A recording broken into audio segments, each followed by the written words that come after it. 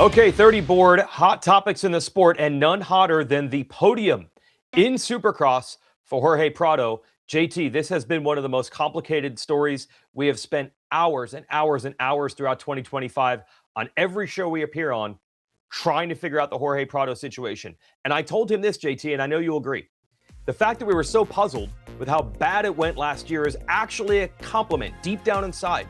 Because you and I both know he's a great racer, and I honestly, from watching him race Supercross, I think he could eventually figure it out. But even saying that, even trying to be positive about it, podium at the first Supercross of the year, what?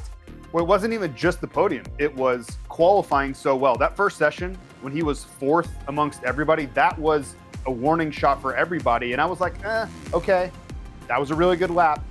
I'm not sold yet. Then he goes out and he wins the heat race, holding off Eli Tomac right to the checkered flag, which, sure, was Eli kind of trying to get around him, also not going to get aggressive with his teammate? Maybe, but he still won the heat race. And then he backs it up with a podium in the main event, and he had to ride really well because the likes of Jason Anderson, the likes of Hunter Lawrence, they were lurking back there. So I'm going to say this was the biggest surprise of A1, period, and that means that even involves Chase Sexton getting 8th place. That's Cooper Webb, your defending champion, getting 7th place. This was the biggest shock. And to the upside, we've had so much negative surprise and so many comments where we're just like, I don't know what's wrong with the guy. I don't know what's happening. This was the complete inverse of that. And it had to feel so good for him. You imagine how he hears all the comments. He hears all the people that are wanting to be naysayers. Of course he does. He may not ever admit that he's paying attention, but athletes, they read this stuff, they see this stuff, they hear from everyone else, all the people that are questioning their abilities and saying like, well, yeah, you won in Europe, but you're never going to do it in America. The vindication that had to be here for Jorge Prado, even though it's just one race, it had to be off the charts. And personally, I was very, very happy for him. I don't have, any vested interest in the Jorge Prado story other than just sitting here talking to you about it and also, on the weekends. But this was a feel-good story, regardless of what your opinion of Jorge Prado may have been in 2025. And on the other side, Prado surprised to the good. Look, I know Chase Sexton was fastest in qualifying on the Monster Kawasaki. That's something, but I don't take much out of that. He's never had a problem being fast in qualifying on any bike. The rest, it wasn't just a result, JT. I feel like in the main, anytime he tried to push or do something, he made a mistake. Some big, some small. But it didn't look good beyond where he finished, to me. Yeah, and I think there on the 32nd board, you could put Sexton v. Sexton, because I think all of this comes down to Chase battling himself. I truly believe this deep down, that Chase Sexton is the best rider in the field. And Jet Lawrence is out, which I would say he's the best. But right now, the remainder of them, I believe he's the most talented, the most capable of going the fastest of any of them. That doesn't mean he's going to win the race. It doesn't mean he's going to win a race all season. I think we all agree he will. But when you're talking about talent, when you're talking about skill set, he's the most capable. So what does that leave when you have a race like he had on Saturday night? And other races too. Let's be real. Over the last couple of years, he's had races like this where you simply can't figure out what's going on in the head of Chase Sexton. And I said it right there. I believe that's where all this comes down to, the mental aspect for Chase. And I wondered if the Kawasaki thing would change it, but through one race, it doesn't seem to be. It seems like Chase Sexton is still Chase Sexton, the best rider, but I don't know if we can say he's the best racer or even close right now. And that could be the reason that he doesn't win this championship, even though I have him as the favorite on paper. Yes, and that's why we're not even really going that deep into Cooper Webb's night. Hey, if the race doesn't get red flag restart, Webb's out front, maybe he wins the main. You kind of know if Webb has an off night, he's going to get it fixed. The Sexton thing, we've been waiting for it to be a permanent fix. He can come back and win the next weekend, but we've never seen him officially get all those mistakes behind him forever. So that's why there's a little more talk on Sexton's bad night than Webb. And the beneficiaries of all that are the old guys. How about that? So you get Tomac and Roczen going 1-2. That's like the 1,000th time that they've battled 1-2 for a race win, whether it's 250 class, Supercross, Motocross. Heck, they've even battled, internationally at Motocross of Nations, as kids at the Mini Olympics. It goes on. And also Max Anstey winning in the 250s. And that's a new record. Now, I didn't realize this till after the main. He is now the oldest ever 250 main event winner. But the craziest part to me, JT, is that none of it actually seems that shocking. All three of those guys, I think we knew could be good. Yeah, there's something going on here, and it's been a slow burn. But if you look at the average age of racers nowadays versus, I would say, at any other point in the sport, we used to think 30 was ancient in the sport. I stopped racing when I was 33, and I really felt that I was so far past my peak. And these guys are riding the best they've ever ridden at 32, 33. So there has been a generational shift to the upside in age. And, you know, I don't know, I'm not able to pinpoint exactly, right? Is it modern medicine? Is it training techniques that are keeping these guys younger? Are they able to recover fully in a better way from big injuries so they don't linger and slow them down to be their best selves? I don't know the exact reason, but if you just look at it and look at the amount of guys in the main events, look at the age of guys that are winning races on the podium, it is very clear to see that riders are much more capable at a later age in life than they've ever been in this sport. And we're all the benefactors. We are getting the legends of the sport sticking around for 10, 12, 15, 16 years of excellence. It's not like they're just riding around. This isn't a farewell tour where they're getting 11. They're winning races. They're on the podium every single weekend, battling for championships. That is a new thing. As far as we've been watching this sport for 40 years, Weech. This is a new dynamic in the last few. Yes, because before, even if an old guy snuck in a win, I'm sure remember Mike LaRocco winning his home race at Indianapolis. What was that, 2004? Yeah. I think it was. The crowd was excited because they're like, this is not going to happen again. This is a one-shot, one-time awesome thing to celebrate. I don't think anyone felt that way about Tomac, Roczen, or Anstie. Like, you better bottle this because there's no way they're going to win. Any of the three could win again this weekend, and it wouldn't be shocking at all. That's the big change. We've seen it happen here and there. Now it happens all the time. And adding to that, we're going to talk about the Red Bull Troy Lee Designs Ducati debut in Monster Energy Supercross. They have two old guys on their team, two 30-something guys. Now, look, it was a pall over the entire event, let alone for that team, with Justin Barcia's terrible crash on the first lap with Malcolm Stewart. Luckily, and I mean luckily, it didn't turn out as bad as it looked for either Stewart or Barcia. Knowing that now, that Barcia is going to be okay and we'll be back at the track pretty soon, he said, now we can remove that from the story and then talk Ducati, which for a bike that they didn't even think would be ready for Supercross, they were really thinking 2027. I cannot believe it looked this competitive and this normal. Yeah, now that we are assured that Justin Barcia is relatively okay, we can refocus on how good Ducati was in this first round. And I think we were all a little nervous, right? Because they didn't seem to have all the parts they wanted. It was coming together pretty late as far as what, how you'd really like to draw it up. But I thought this was really a home run. And maybe the results sheet doesn't scream home run. They were, both inside the top 5 in the heat race. They looked the part. They didn't look like they were behind on testing or suffering in any way as far as a development curve. And both of them were riding incredibly well, literally all day. And Barcia has, 2 weeks of practice here? And we know he's injured now, but I thought this was an incredible effort from the Troy Lee Designs Ducati team. So credit to them for really kind of putting their best foot forward in the first event where everybody was kind of like, I don't know, this might not go very well. So we were all prepared for that outcome. And I would say this was the opposite of that. And I think it's the brilliant move of having Barcia and Ferrandis as the two riders on the team, because Ducati in road racing is such a huge name and is expected to make such a splash. There were rumors that they were talking to Eli Tomac, for example, but in the end they go with Barcia and Ferrandis. Can anyone say that Ferrandis' result in the top 10, he would have been way, way better on any other bike? I think they've taken the pressure off themselves, developed for the year, and not be expected that if you don't win, it's a disaster. Ferrandis wanted to do better. He said he was disappointed with the second half of his main event, but he was in the mix with guys about as good as you'd expect them to be. Get well soon to Barcia, but they definitely showed something. 3 of the big stars were on hand all weekend at Anaheim. That's Lala Turner, the champion, Charlie Cannon, and KK Nielsen. And what I like about having the WMX racers at the races, even in a race they weren't competing in, is that to me, very quickly, they've just become established characters in this drama, right? Like the fans know who they are. The press people know who they are. When you see an interview with them, you know who they are. That is a drastic change in 1 year. They got a title sponsor for the series now. They're going to race a race integrated in with the SMX World Championship finale in September also. And it suddenly just seems totally normal. Yeah, that Thunder Valley race last year, for me, was, you talk about stars being born and you look back on moments like, where did this kind of happen?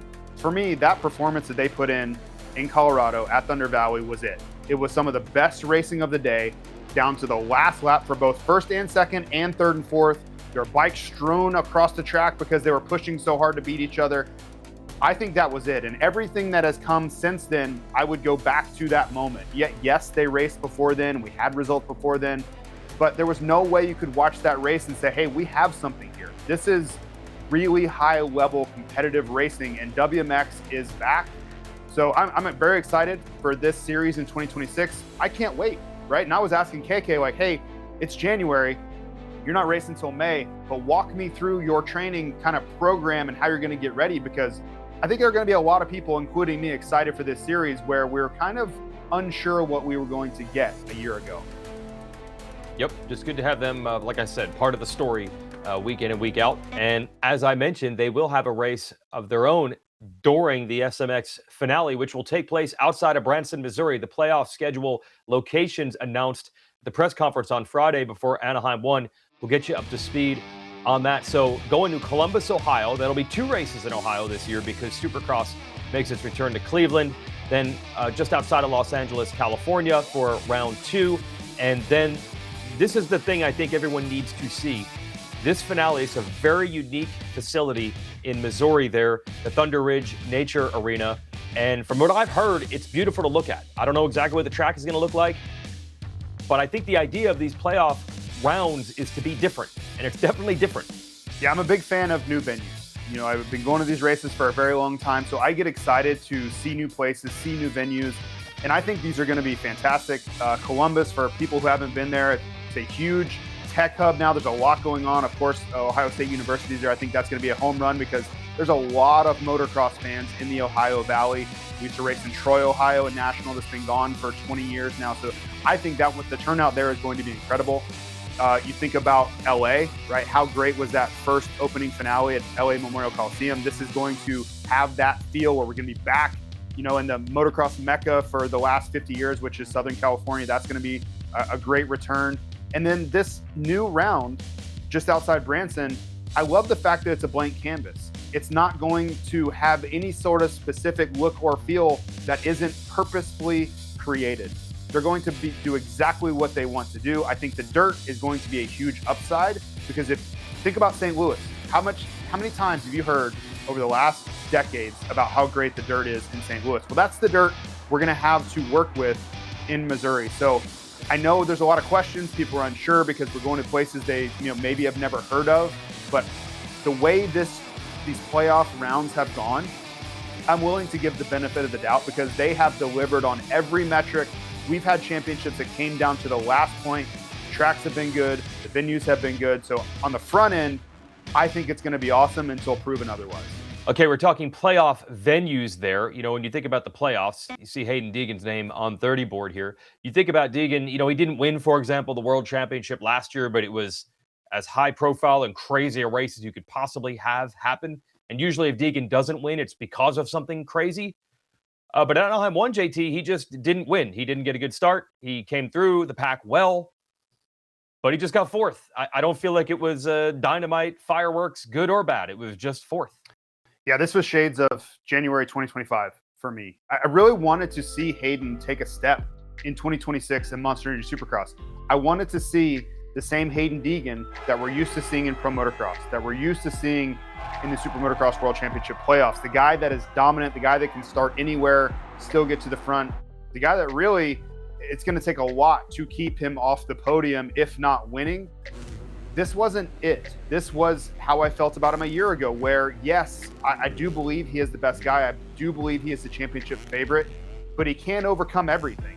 He still needs things to kind of go his way. And there's really 2 aspects of Hayden's Supercross repertoire that I've been waiting for him to kind of figure out to show me that he's ready to go battle the best 450 guys. First, inconsistent starts. If you look over the course of his 250 Supercross career, great starts, and then starts that you're kind of wondering what happened. Not 5th on the start. I'm talking 14th on the start. And the main event was that type of race. And he puts himself in such a tough position that unless he has so much more speed than everybody, which he also didn't have, it's really hard for him to get back to the podium. Forget about winning. It seems like we're still there where it's hit and miss on the start, and he really needs to focus on cleaning that up. And I'm sure they know this. Second is I really want to see him become a dominant player in the whoops. It's not a big deficiency. It's not where he's much slower than everybody else. But if you look at his track record, how much winning he's done over the course of his career, usually you can associate that with really strong proficiency in the whoops. And there are a couple of guys, maybe Cooper Webb being the only guy I can think of who's done a ton of winning in the 450 class and not been a prime time performer in the whoops. That's what I want to see Hayden get to. This weekend, I'm going to give an incomplete, maybe an average. But you look at a guy like Max Anstey who won the race, it's hard to think that he was as good as Max Anstey in the whoops. And I'll just say he wasn't. If you watch visually, he wasn't as good as Max Anstey was in the whoops. So it's fine. I still have Hayden winning this championship. I truly do. But I was hoping that he would take that step and remove all doubt about what his 450 Supercross career is going to bring. I have to say I didn't see that quite yet at the first round. So now we talk round 2, and you see the line there. The series starts here. Round 1's exciting. It's electric. It's the most unpredictable round of the year. But I always say the best racing is between rounds 2, 3, 4, and 5, because that's where everybody still thinks they have a shot at it. They're still improving week to week as far as the motorcycle setting, so you still don't exactly know what you're going to get. So we begin that stretch here. Someone's going to be way better starting this weekend than they were. And also, all the guys, it's not like Webb and Sexton have given up. It's not like their confidence is shot. They all still think they're in it. So I love this stretch of Supercross. Well, our friends over at the Title 24 pod are punching the air because they say the series starts at Daytona, not San Diego. This is a new one for me. So they're going to lodge a complaint with the editors of this very SMX Insider show. But I do think there is some validity to it. You throw out A1. A lot of people, there's too much anticipation, too much nervousness, too much chaos. And you know that guys like Cooper Webb and Chase Sexton, they're going to say, forget it. I don't even care what happened. I showed enough. For Sexton, he's going to talk about qualifying. For Cooper Webb, he's going to say, well, the red flag was really what kind of caught me out. And they're just going to move on. So everybody's going to take what they want from the first round and use that. That's just what riders do. They discard what didn't go well, and they really lean into what did. And we're going to see, I think, more of what's what at round 2, to your point, than we did at round 1. Yes, I will disagree on the Daytona thing. Usually about Daytona, you kind of know what you're going to get. There's a few guys still battling that still think they can win the title for sure, but not as many as think they can right now. So that should make San Diego, Anaheim too, and so on. The next couple weeks are going to be absolutely dynamite. And of course, we'll be there to cover it all for you. So as we hype you up for round 2, JT, give us the details. Here's the track map. Well, San Diego is going to be much more traditional Supercross. It's that longer layout. Think like the football stadium versus the Anaheim baseball stadium, even though it is a soccer stadium. I guess also kind of football, depending on where you're from. But the point is that you have longer straightaways, and you have the type of track that I believe racers really like. It's not the weird angles where you're constantly turning. You can't find a place to pass because you're just riding around the outside of kind of the fence posts of the outfield of the baseball stadium. This has more bull berms. It allows you to get alongside people. And I believe it's going to be a race where there's a lot more passing. The one thing on the racetrack specifically I want you to look at there are 2 sets of whoops. So for the riders that really love to get alongside and make passes there, think the Roxons, the Sextons, the Eli Tomacs, those guys are proficient in the whoops. If Malcolm Stewart can get back, that's another place. If the start doesn't go perfectly for them, they can make quick moves there, where a guy like Justin Cooper and Cooper Webb, which we harp on this all the time, they may be vulnerable in back-to-back whoop sections. We'll give you the schedule for San Diego. You can get used to this, folks, because on the West, this is generally going to be the times you're going to get. So that's Race Day Live starting at 1 o'clock Eastern. That's qualifying coverage. Racing will start at 7 Eastern, and that'll roll right into the SMX Insider post-race show when it's all over. And also, amidst all the NFL playoff scheduling over the weekend, really cool, there will be an encore on NBC, on the big network on television on Sunday. starting at 2 Eastern. So that's another great window into the sport. And as far as that Spanish language broadcast is concerned, this year you can access it on Peacock in the United States for the first time. So that's a nice little bonus as well. Of course, everything you can watch on Peacock or the SMX Video Pass outside the United States. Hi folks, Lee Diffie from NBC Sports. If you enjoyed what you just watched, well, it's time to bring the action and subscribe to the Motorsports on NBC YouTube channel. You can have it all: news, highlights, interviews, and analysis. So go for it.